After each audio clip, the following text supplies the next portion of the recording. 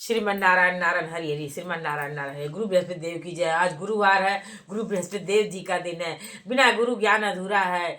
सभी का गुरु वे हैं, चाहे देवता हो, मानव हो, दानव, सभी का गुरु रहे हैं। देवताओं के गुरु गुरु वशिष्ठ जी रहे हैं, बृहस्पति देव जी रहे हैं। प्रभु श्री राम दरबार में गुरु वशिष्ठ देव जी हमेशा स्वभाव मान रहे हैं और सभी देवों के गुरु बृहस्पति देव जी रहे हैं।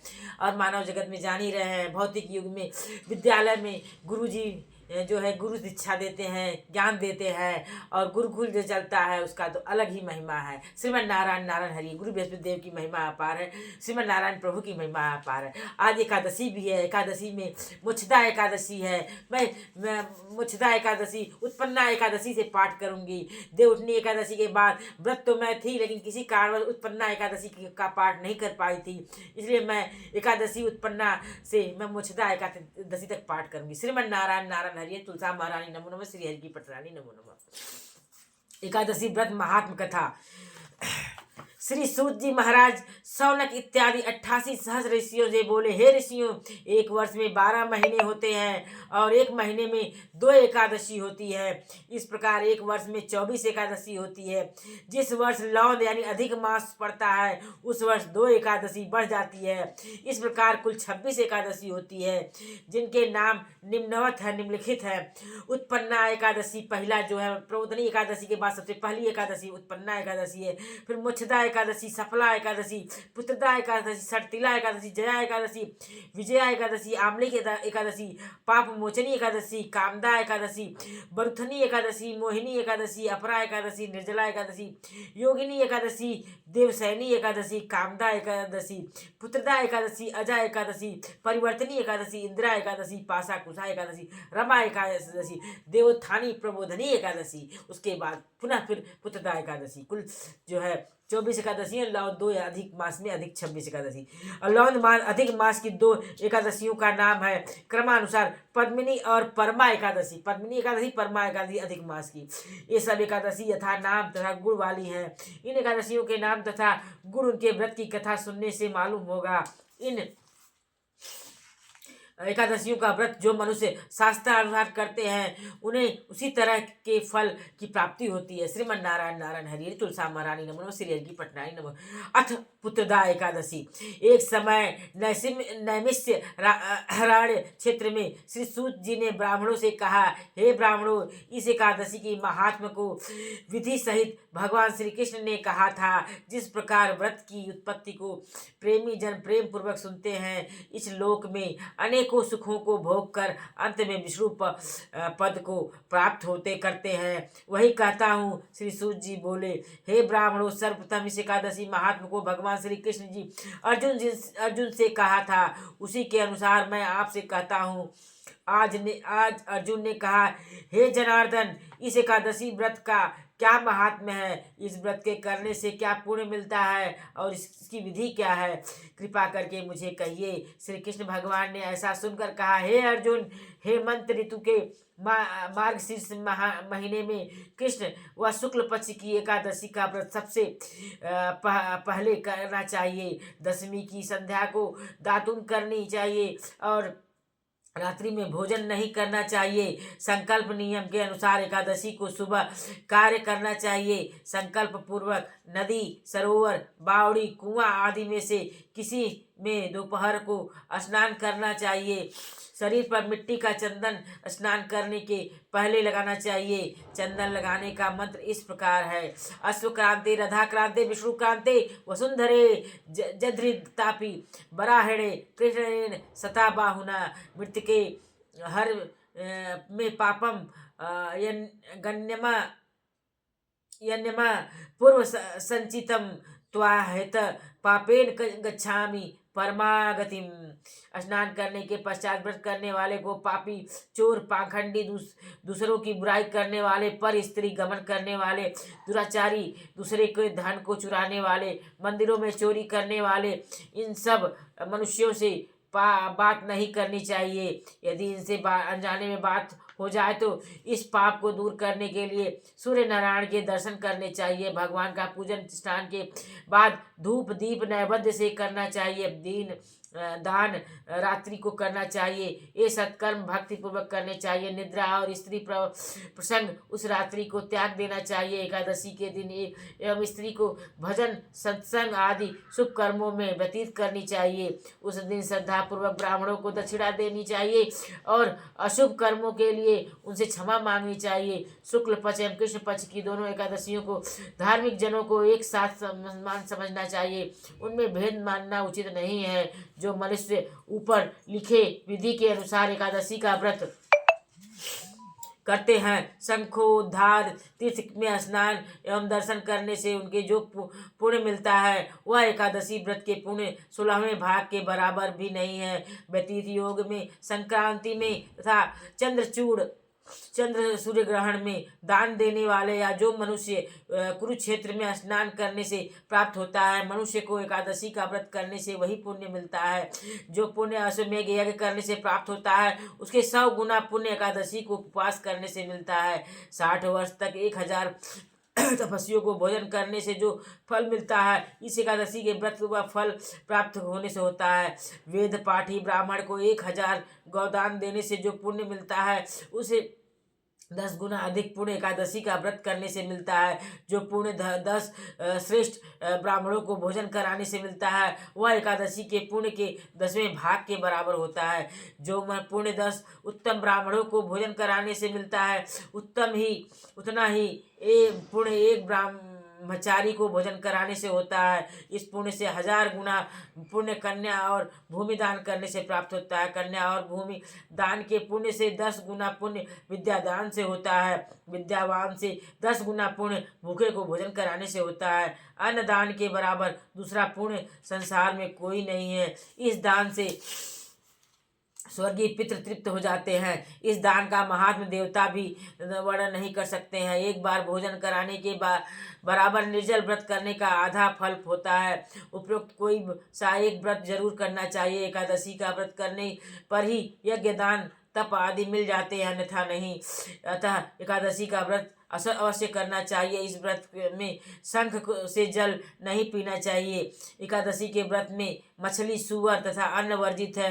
1000 यज्ञों से भी अधिक एकादशी व्रत का फल है। ऐसा सुनकर अर्जुन ने कहा, हे भगवान, इस एकादशी के पुण्य को आपने अनेक तीर्थों के पुण्य से पवित्र तथा श्रेष्ठ क्यों बतलाया है, सो सब आप विस्तार पूर्वक कहिए। भगवान बोले, हे अर्जुन, सतयुग में एक महाबली दैत्य हुआ था जिसका नाम मूर था। सभी देवता उस मूर दैत्य से अत्यंत भयभीत रहते थे।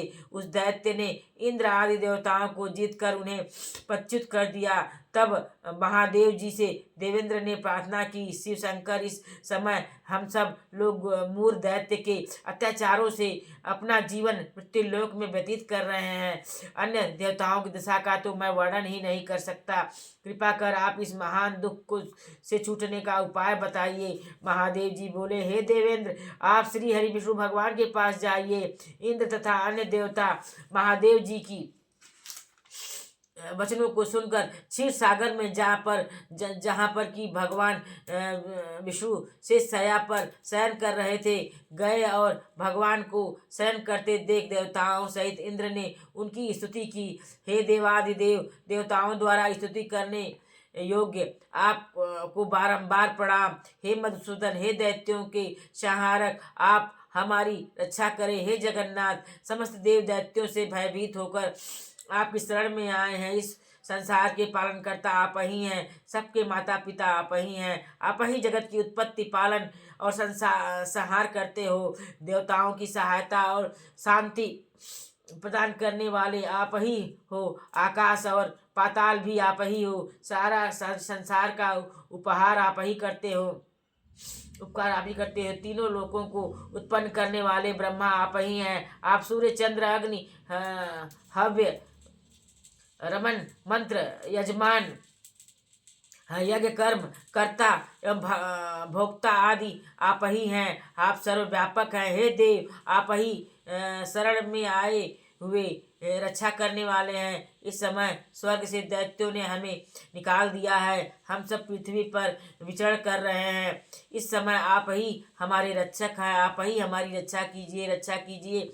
देवताओं के करुण वाणी को सुनकर श्री विष्णु भगवान बोले, हे देवताओं, वह कौन सा दैत्य है जिसने देवताओं को जीत लिया है? किस स्थान पर रहता है तथा कैसा है, इसमें बल कैसा है? मुझे यह सब आप भय से को छोड़कर सत्य सत्य बतलाइए। श्री भगवान के अमृत रूपी उन वचनों को सुनकर इंद्र बोले, हे भगवान, प्राचीन समय में एक दैत्य नाड़ी जंग नाम का था। उस दैत्य की उत्पत्ति ब्रह्मवंश से हुई थी। मूर उसी दैत्य के लड़के का नाम है। उसकी राजधानी चंद्रावती नगरी है। वह मूर नामक दैत्य उसी चंद्रावती नगरी में निवास करता है। अपने पराक्रम से उसने समस्त विश्व को जीत लिया है। देवलोक से सब देवताओं को निकाल दिया है। इंद्र, अग्नि, यम, वरुण, चंद्रमा, सूर्य आदि लोक पाल बन गए हैं। वह स्वयं पृथ्वी को सूर्य बनकर तपाता है और जल ही की वर्षा स्वयं मेघ बनकर करता है। अतः उस बलशाली भयानक दैत्य को मारकर आप देवताओं को विजय श्री दिलाइए। इंद्र के ऐसे वचन दीन वचन सुनकर श्री विष्णु भगवान बोले, हे देवताओं, मैं शीघ्र ही तुम्हारे शत्रुओं का संहार करूंगा। आप सब चंद्रावती नगर को जाइए। इस प्रकार भगवान विष्णु देवताओं से कहकर उनके पीछे पीछे चंद्रावती नगरी को चल दिए। दैत्यापति मूर अनेकों दैत्यों के साथ उस समय युद्ध भूमि में गरज रहा था। असंज दानव युद्ध प्रारंभ होने पर अनेकों अस्त्र शस्त्रों को धारण कर देवताओं से युद्ध करने लगे, परंतु देवता एक क्षण भी दानवों के आगे न ठहर सके। तब भगवान विष्णु युद्ध भूमि में आ गए। भगवान विष्णु को युद्ध भूमि में जब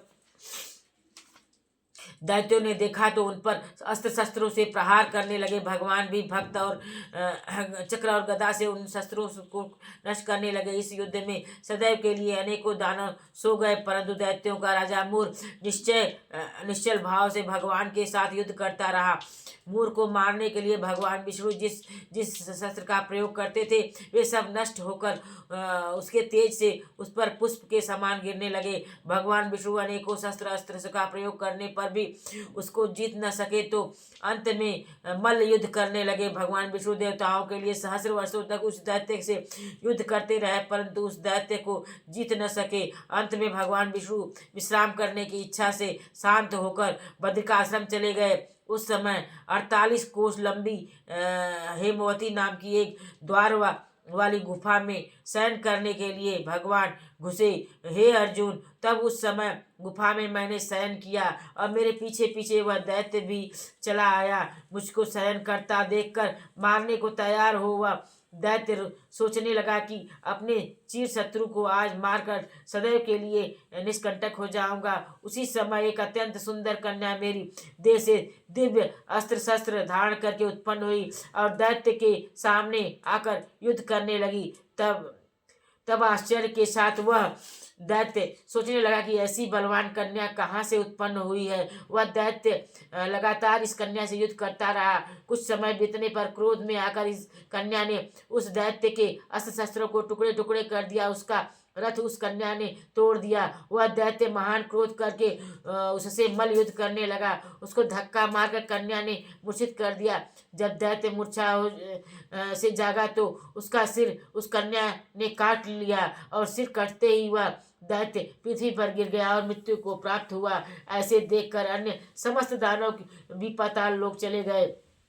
भगवान विष्णु की निद्रा टूटी तो उस दैत्य को मरा देखकर वह अत्यंत आश्चर्य करने लगे और विचारने लगे कि किसने इस दैत्य को मारा है। तब वह कन्या भगवान में हाथ जोड़कर बोली, हे भगवान, आपको मारने के लिए वह दैत्य तैयार था। तब मैंने इसका वध करके आपके शरीर से उत्पन्न होकर किया है। इस पर भगवान बोले, हे कन्या, तूने इसको मारा है, अतः मैं तेरे ऊपर अत्यंत प्रसन्न हूँ। तीनों लोकों के देवताओं को तूने सुख किया है, इसलिए तू अपनी इच्छा अनुसार वर मांग। कन्या बोली, हे भगवान, मुझे यह वरदान दीजिए कि जो मेरा व्रत करे उनके समस्त पाप नष्ट हो जावें और वे अत्यंत में स्वर्ग लोक को जावें। मेरे व्रत का आधा फल रात्रि व्रत करने वाले को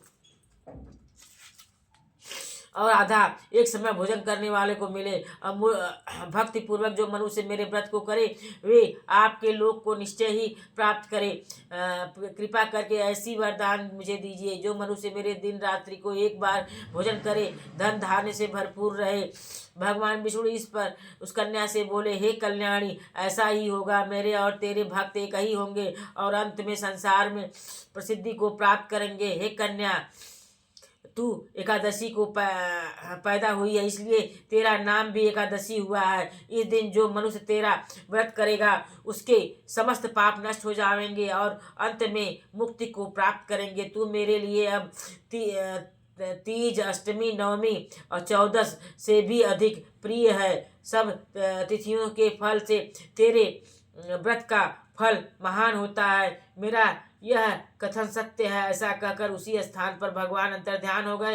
भगवान के उस उत्तम वचनों को सुनकर एकादशी भी अत्यंत प्रसन्न हुई। हे अर्जुन, सब तीर्थों, दानों और व्रतों के फल से सर्वश्रेष्ठ एकादशी का व्रत फल है। एकादशी व्रत करने वाले मनुष्य के शत्रुओं को मैं नष्ट कर देता हूँ और उन्हें मोक्ष दिलाता हूँ। मैं उन मनुष्यों के विघ्न को स्वयं ही नष्ट कर देता हूँ। हे अर्जुन, यह तुमसे एकादशी की उत्पत्ति के बारे में मैंने बताया है। एकादशी पापों को नष्ट करने वाली और सिद्धि को देने वाली है। उत्तम मनुष्यों को देने दोनों पक्षों की एकादशियों को समान समझना चाहिए। उनमें किसी प्रकार का भेद मानना उचित नहीं है। जो पुरुष विष्णु भक्त है उनको धन्य है।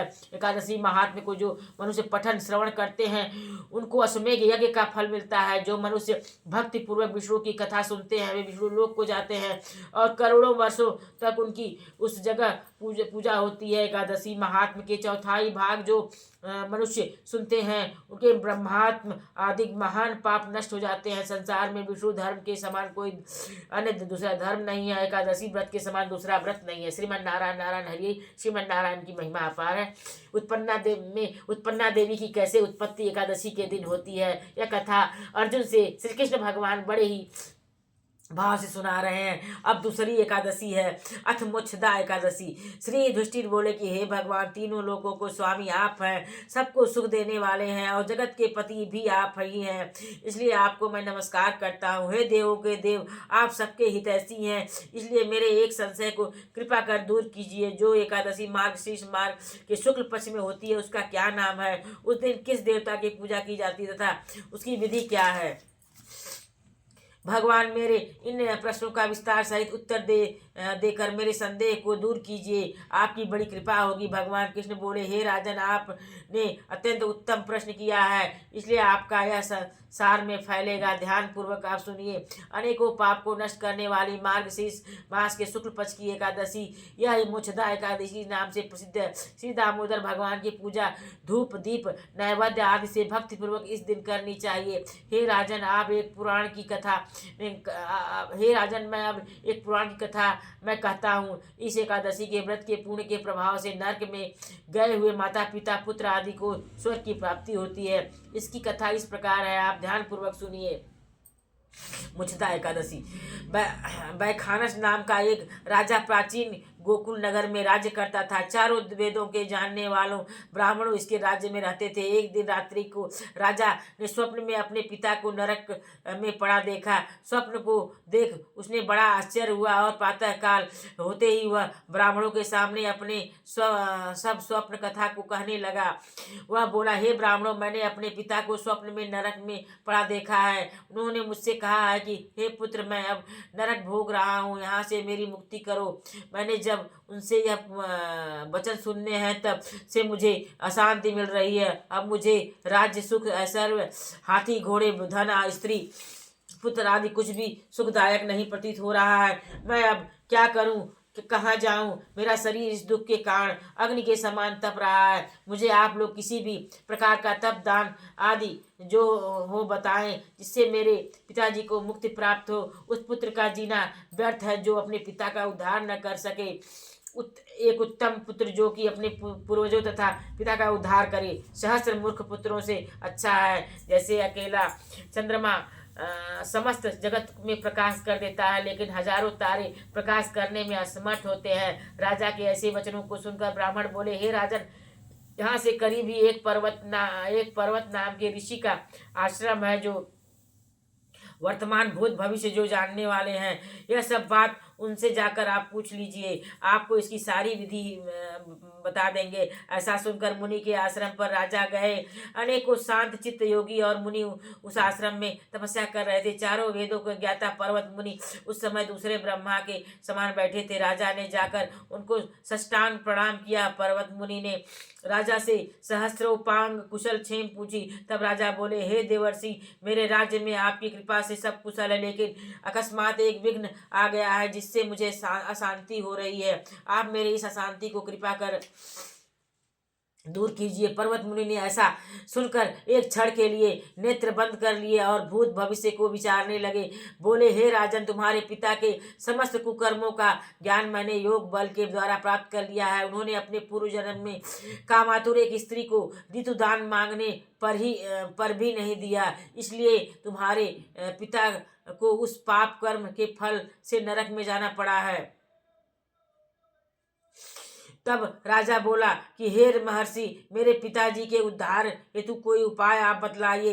तब पर्वत मुनि बोले, राजन, जो एकादशी मास के शुक्ल पक्ष में होती है, आप उस एकादशी का व्रत करें और उस व्रत के पूर्ण फल को अपने पिता को संकल्प कर छोड़ दें। आपके पिता की मुक्ति उस एकादशी के पुण्य के प्रभाव से अवश्य ही होगी। मुनि के ऐसे वचनों से सुनकर हर्षित हो राजा अपने महल को आया और परिवार सहित मोक्षदा एकादशी का व्रत किया। उस व्रत के पुण्य फल को अपने पिता को राजा ने दे दिया, अर्थात संकल्प कर छोड़ दिया। उस पुण्य फल के प्रभाव से राजा के पिता को मुक्ति मिली और अपने पुत्र से स्वर्ग में जाते हुए बोला, हे पुत्र, तेरा कल्याण हो। यह कहकर स्वर्ग को चला गया। जो मनुष्य मास के शुक्ल पक्ष की मोक्षदा एकादशी का व्रत करते हैं, उनके समस्त पाप नष्ट हो जाते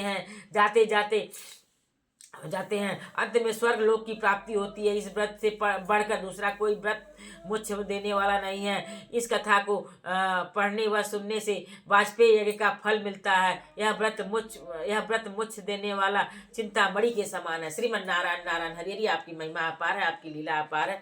मैंने पुत्रदाय और एकादशी दोनों एकादशियों का पाठ और एकादशी महिमा का वर्णन किया। श्रीमन नारायण नारायण हरि हरि। आपकी महिमा अपार है, आपकी लीला अपार है। श्रीमन नारायण नारायण हरि हरि हरि हरि हरि हरि हरि हरि ओम हरि।